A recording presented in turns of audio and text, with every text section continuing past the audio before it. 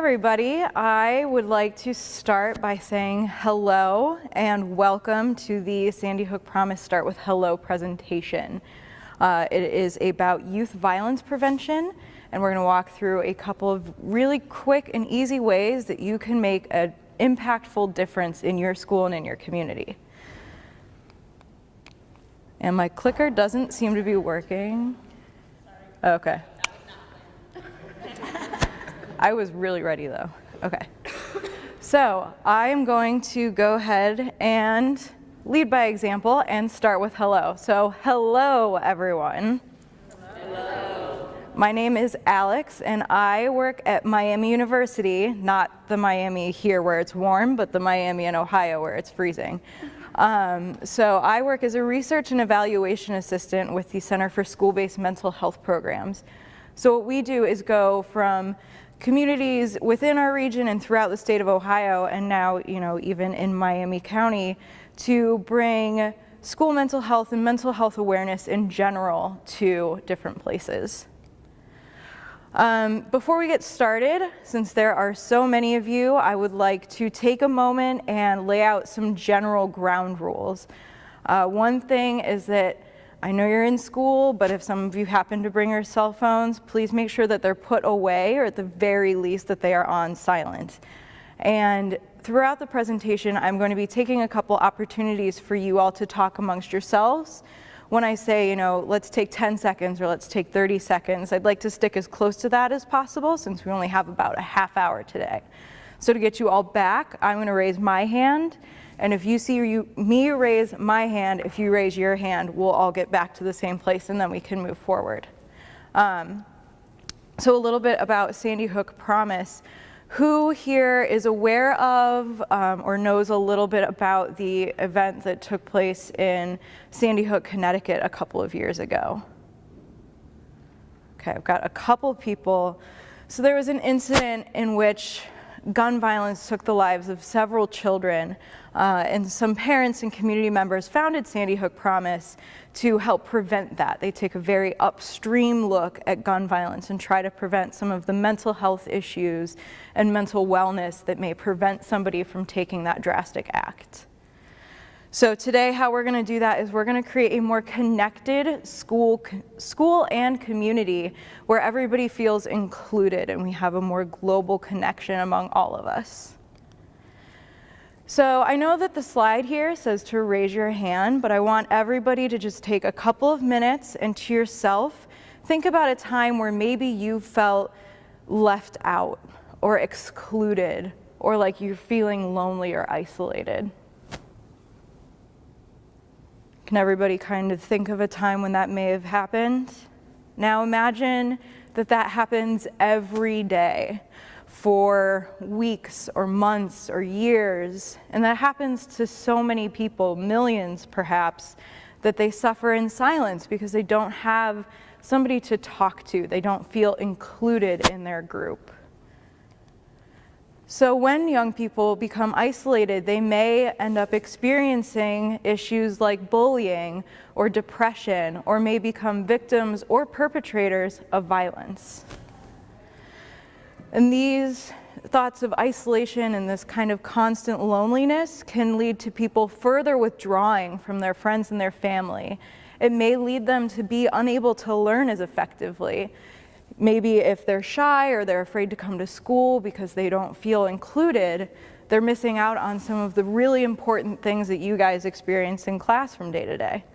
They may end up manifesting as some physical health issues, or in extreme cases may result in a young person feeling the need to injure themselves or injure somebody else. So I know that can be really daunting and a little bit sad, but there is good news, is that you all, every single one of you, can do something to change that. Through just very small acts that we're going to talk about today, you all can create a community of inclusion in your school and make sure that nobody feels that loneliness. So there are, as I said, 3 really easy steps. And as we go through each step, what I would like to have happen is I will say it, and then I will point to you all, and you will say it back to me. So that way we really get it cemented in your heads. So if you walk out of here with literally nothing else from today, If you got those 3 steps, then I've done my job. So, step 1 is to see someone isolated. Ooh, I had one person listen. That's okay. All right. I'll say it, and then I'll point to you all, and if you say it back, then we'll move on. All right. Step 1 is to see someone isolated. Okay, so we're not a big call and response group. That is fine. But as long as we're reading and we're internalizing, I just want to make sure that you all focus on what these steps are. So our step 2 is to reach out and connect. Again, that is to reach out and connect. And then step 3, as the presentation is titled, is to start with hello. And one more time, that is to start with hello. So we have see someone isolated, reach out and connect, start with hello. So our first step, when you see somebody who's isolated, what does that mean? You may not know what those signs are, so what I would really like for you all to do is take about 10 seconds, turn to the person near you, and discuss amongst yourselves what you may see when somebody is isolated. And remember, I'm gonna raise my hand when I need you all back, and if you see my hand go up, your hand goes up. All right, take about 10 seconds and just discuss amongst yourselves quietly.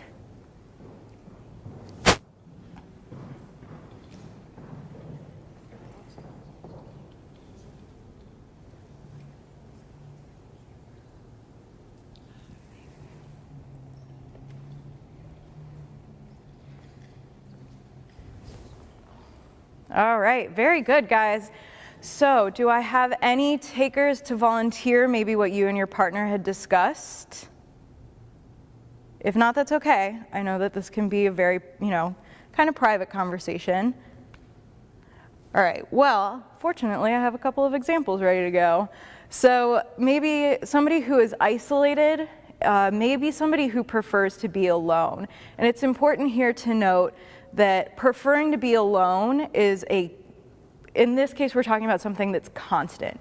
We're not talking about, I didn't get a ton of sleep last night. I got maybe 4 hours of sleep, so I am tired. You come in to work or to school, and you're just not feeling up to it today. And that may be a couple days. Maybe you got into a fight with your sibling or with your friend, and you just kind of need that time to be a little bit more by yourself. That's totally fine and completely normal.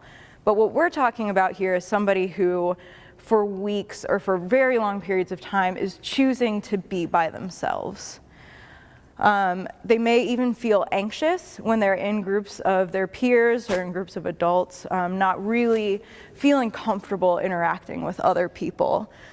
They may be left out on purpose, and this can happen either indirectly or digitally. So, sometimes people purposefully are like, oh no, you're not invited. Or it may be indirectly, like, I'm not telling you that you cannot come, but I am gonna have this party and I'm gonna not tell you about it. Or how many people can think of a time where they've been in a group text? Those are, something that happens all the time. And if they don't put that person in a group text, they may not know about what's happening, and they're being left out digitally and indirectly. And lastly, the person just seems removed. They're not really engaging with their friends. They may be with their friends, but they're not really in it. So social isolation can be found, I mentioned a little bit about social media, but how many people have ever posted a picture on Instagram? And you're constantly thinking about how many likes are you gonna get? How many followers do I have? And it can also take place in school, outside of school, on the bus, in the classrooms, in the cafeteria. It's something that can happen pretty much anywhere. And I touched on this briefly, but somebody can feel isolated even with they're with a group of their friends. You may be sitting at the lunch table with somebody that you've been best friends with since you were in 3rd grade, and they're still feeling really lonely because they're not participating in group conversation. They're not feeling like they're included as part of their group. So step 2 is to reach out and connect. Step 1 was we've seen somebody who's isolated, we've noticed some of these signs and signals, And now we're going to reach out and connect to them. And it's important to note here that this doesn't even have to happen by talking to them. This could be something that you do before that even happens, just something to let them know, I'm here, I'm thinking about you, and let them know that they are included. So I would again like you all to take a couple seconds, turn to a partner, and discuss, in addition to some of these really great examples about being concerned about it being awkward or them not wanting to talk to you, maybe come up with a few more ideas about why reaching out and connecting to somebody new may be hard. So take about 10 seconds and go ahead and discuss that amongst yourselves.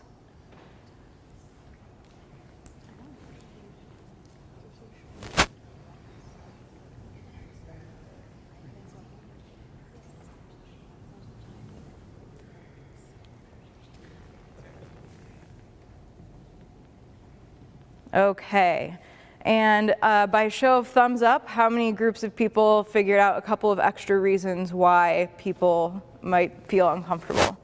Excellent, very good work, guys. So, there are a ton of reasons why it's really hard to reach out to somebody, but it's always worth it. And one of the things that somebody has actually pointed out to me when I presented this before is that this background picture of somebody on their cell phone with some headphones is another huge reason why people don't reach out.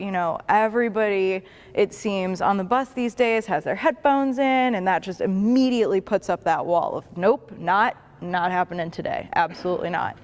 And so we're going to talk about some ways that maybe even if somebody is giving off those kind of buzz-off signals, that we can still make it known that we care about that person and we're trying to include them.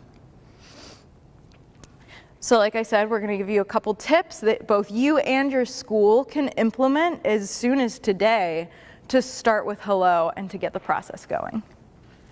So some things that you can do. You can sit with somebody who may be isolated, and this is a great example of something you can do when somebody's got those headphones in or they're in a book or something.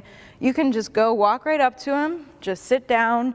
You may not even have to say anything, but the fact that you noticed them and you noticed them sitting alone and you chose to go over there might just be within their comfort zone to say, hey, you know what, somebody noticed me today, somebody sat with me, and I didn't feel so lonely. You can reach out on social media. Like we said, you can leave a comment on an Instagram post or a Facebook post. You can send them, a Snapchat or, whatever your social media platform is of choice. And, so this is another way where you don't have to directly talk to somebody that you don't know, but you can reach out and let them know that you're there. You can invite somebody to join you. If you and your friends are gonna go play soccer or go to, the mall after school, you can say, hey, as a group, we're gonna go do this. If you'd like to come, that's great. If not, that's okay too. Again, it just lets them know that you're thinking about them. It starts building that bridge where they can then feel comfortable reaching back to you. You can give a simple gesture. I do this all the time. Just that little bit of eye contact, little smile, hey, how's your day going? Can make a world of difference. If you're having a bad day and you're in the hallway and somebody nods or smiles at you, you feel a little bit better, right? Makes that little bit of difference, that human interaction. It's a really great way to do that. Or you can leave somebody a handwritten note. I know in the days of, Apple and Android, handwriting anything seems super weird. But there are Post-it notes, and you can just write a little, hey, I liked your sweater, or you brought up a really great point in Mr. Johnson's class. Stick it on their desk or on their locker. Let them know you're thinking about them, and let them know that you value what they're bringing to the table. And some things that your school can do. You can implement a Nobody Eats Alone day. My middle school principal at Revere High School used to say, nobody eats alone. That was kind of his mantra. Except when he would do it, if he saw you eating alone, he would go sit with you. That's never good. So what we would recommend is, as a group of peers, bring your friends in, bring in some people you don't know. We've been at schools, they call it Mix Your Clique Day, where everybody sits with somebody new at lunch. You could do a Hey Day where everybody wears a name tag. Name tags make it nice and easy to just say, hey, and give them a name. So, it breaks down that first barrier of maybe you don't know their name, makes it a lot easier to start with hello. Reach out scavenger hunt. This can be done a million different ways, but the core is to just find out some ideas about somebody else that you don't know. You know, you might need to find 3 people's favorite color, how many people like cats, that kind of thing. And then you can just gather some information, and you may find ways to connect with people that you didn't know you had before. You can do a get to know me day, where everybody kind of brings in something small or a memento that they can then share a story about themselves. Kind of the same idea of show and tell, the preschool version, this is the high school version. And then a mixed grade social. I think the idea that, you know, you have to do everything as a grade can be really difficult because, you know, you may be a person who is experiencing some isolation within your grade, but you don't know that, you know, your future best friend may be the grade above or below you until you take that chance and then mix those grades together and meet a whole new group of people.